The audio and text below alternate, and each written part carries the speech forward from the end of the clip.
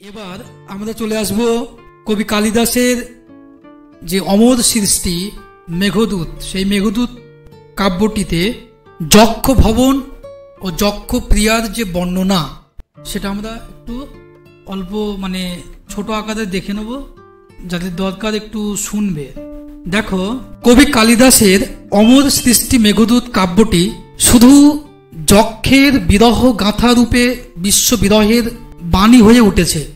কর্তব্য কর্মে অবহেলা করায় প্রভু কুবের কর্তৃক অলকা থেকে রামগিরি পর্বতে নির্বাসিত যক্ষ আষাঢ়ের প্রথম দিবসে আকাশে ভাসমান মেঘকে বিরহীর বেদনার অশ্রুসিক্ত বার্তা প্রিয়তমার কাছে পৌঁছে দেওয়ার উপযুক্ত দূত মনে করে হৃদয়ের কথা উজাড় করে দিয়েছে।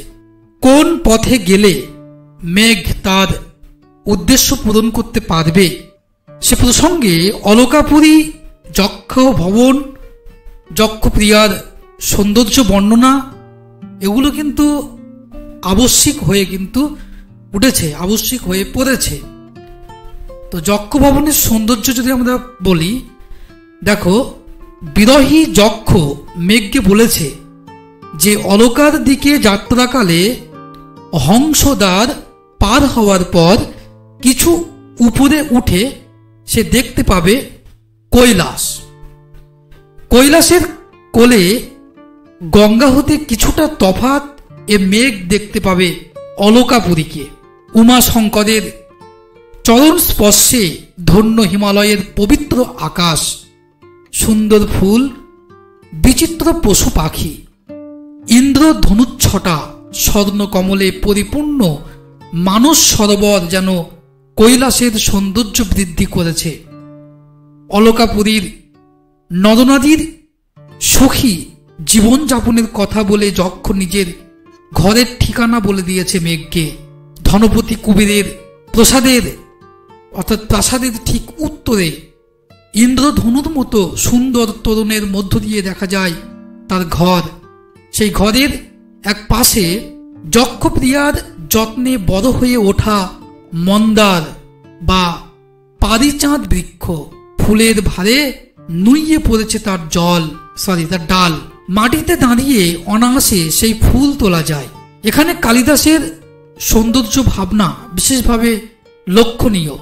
মেঘদূত কাব্যে বর্ণিত অলকার অস্তিত্ব কবির হৃদয় ভিন্ন অন্য কোথাও নেই, তবু বর্ণনার গুণে তা আমাদের চেতনার প্রত্যক্ষ হয়ে ওঠে। যক্ষের ঘরের সামনে ইন্দ্রধনুর মতো সুদৃশ্য তরুণ আমাদের হৃদয়ের আকাশে কল্পনার 7টি রং ছড়িয়ে অমর চিত্র রচনা করেছে। কবি কাল্পনিক জগতের যে পুঙ্খানুপুঙ্খ বিবরণ দিয়েছে, তা আমাদের সৌন্দর্য রস ও পিপাসাকে চরিতার্থ করার পাশাপাশি আমাদের কল্পনাকে সমস্যা না হয়, আমাদের কল্পনাকেও যথেষ্ট উজ্জীবিত করেছে। যক্ষ ভবন চিনতে যাতে মেঘের কোনো সমস্যা না হয়, তার জন্য যক্ষ তুচ্ছাতি তুচ্ছ জিনিস এনে ও সুন্দর বিবরণ দিয়েছে। কবির দৃষ্টি এড়ায়নি মন্দার বৃক্ষ। এরপর যক্ষ তার গৃহের অন্দর সজ্জার বিবরণ দিয়েছে। তার গৃহে মণিকুট্টিস মণি দিয়ে বাঁধানো সিঁড়ি আছে। স্নিগ্ধ বৈদুর্যমণির দণ্ডে ফুটে থাকা সোনার পদ্মে ভরা জলাশয় আছে। সেই সরোবরে বসবাসকারী রাজহংসগুলি মেঘকে দেখে মানস সরোবরে যাওয়ার জন্য ব্যস্ত হবে না। সেই জলাশয়ের চারিদিকে স্বর্ণ কন্দলী বৃক্ষের বেষ্টনী দেখতে বেশ সুন্দর। তার পাশেই রয়েছে সুন্দর শিলা চত্বর। সেখানকার ক্রিয়াশৈলে কুরু বকের বেড়া দিয়ে ঘেরা মাধবী কুঞ্জের খুব পাশেই আছে কচিপাতা যুক্ত লাল রঙের অশোক ও সুন্দর বকুল গাছ। এই দুটি গাছের ফাঁকে যে স্ফটিকাকার ফলনযুক্ত সোনার দ্বার শেষে, যেখানে যক্ষপ্রিয়া করতালির শব্দ শুনে নীলকণ্ঠ সুন্দর এসে বসে। যক্ষ ভবনের দুই পাশে শঙ্খপুরুষ ও পদ্মপুরুষের মূর্তি আঁকা আছে। শঙ্খপুরুষ আর পদ্মপুরুষের মূর্তি আঁকা আছে। যক্ষ সেখানে নেই বলে এখন তার গৃহে যেন জৌলুস হারিয়েছে। যক্ষ নেই, তার জন্য তার ঘরটা কি আর চাকচিক্য করছে না, জৌলুস হারিয়েছে। যেমন সূর্য বিহনের পর পদ্ম কখনোই নিজের শোভা ধারণ করে না। সূর্য যদি অস্ত চলে যায় তাহলে পদ্ম তার নিজের শোভা কখনো সে ধারণ করে মানুষকে দেখাতে পারে না।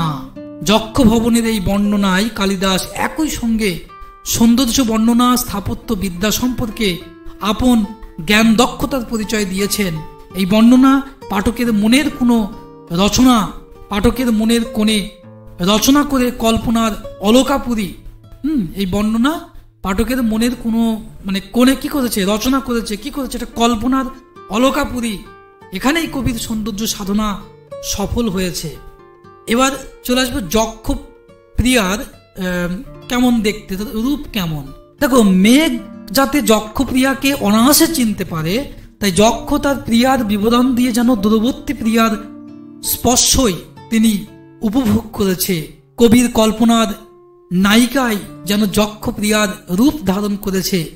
কবিও যক্ষ প্রিয়ার বর্ণনা দিয়েছেন এইভাবে: যক্ষের প্রিয়া তন্নি শ্যাম বর্ণা, তার দাঁতগুলি কুন্দ ফুলের মতো, ঠোঁট পাকা বিম্ব ফলের মতো। এটা নোটটা লেখা তো অনেকে লেখা ভুল আছে, এই জন্য একটু প্রবলেম হচ্ছে।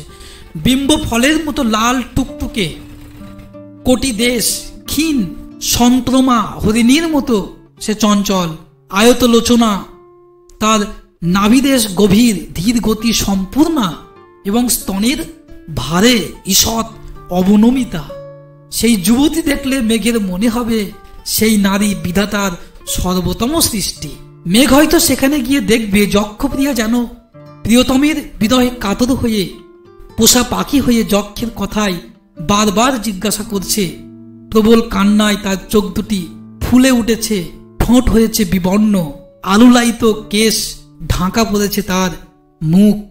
কর্মব্যস্ত দিন কোনো রকমে কেটে যায়, কর্মহীন রাত্রি যেন যক্ষপ্রিয়াকে বিরহে আরো কাতর করে তোলে এবং যে আধ ডোভা স্থলপদ্মের মতো তার চোখ দুটি চাঁদের শীতল কিরণ যেন সহ্য করতে পারে না।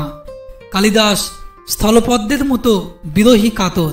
যক্ষের তুলনা করে আশ্চর্য কল্পনা শক্তির তুলনা করেছে সে। শরৎকালে স্থলপদ্ম সূর্যোদয়ের সাথে সাথেই ফোটে এবং সূর্যাস্তের সঙ্গে সঙ্গে দেখা যাচ্ছে পাপড়ি গুলি আবার গুটিয়ে নেয়। তো আকাশ মেঘে ঢাকা থাকলে এই ফুল আধবোজা হয়ে থাকে। যক্ষের বিরহে যক্ষপ্রিয়া যেন তার সব শোভা হারিয়েছে। প্রসাধনের চেষ্টা চিরতরে ভুলে গিয়ে সে শুধু প্রিয়তমের দণ্ড সমাপ্তির দিন গণনা করে মাটিতে ফুল সে রাখে। প্রাচীন সাহিত্য নারীর রূপ বর্ণনায় কম বেশি সকল কবি কৃতিত্বের পরিচয় দিয়েছেন। কালিদাসও যেন নারীকে সৌন্দর্যের প্রতিমূর্তি মনে করে যক্ষপ্রিয়ার তিলোত্তমা রূপ অঙ্কন করেছে। এই মূর্তি যেন বিদেশি সাহিত্যে বর্ণিত ভেনাসের সৌন্দর্য অতিক্রম করেছে। এই অধরা সৌন্দর্য আমাদের কাছে ধরা দেয় না, কিন্তু চিরকাল আমাদের মোহিত করে।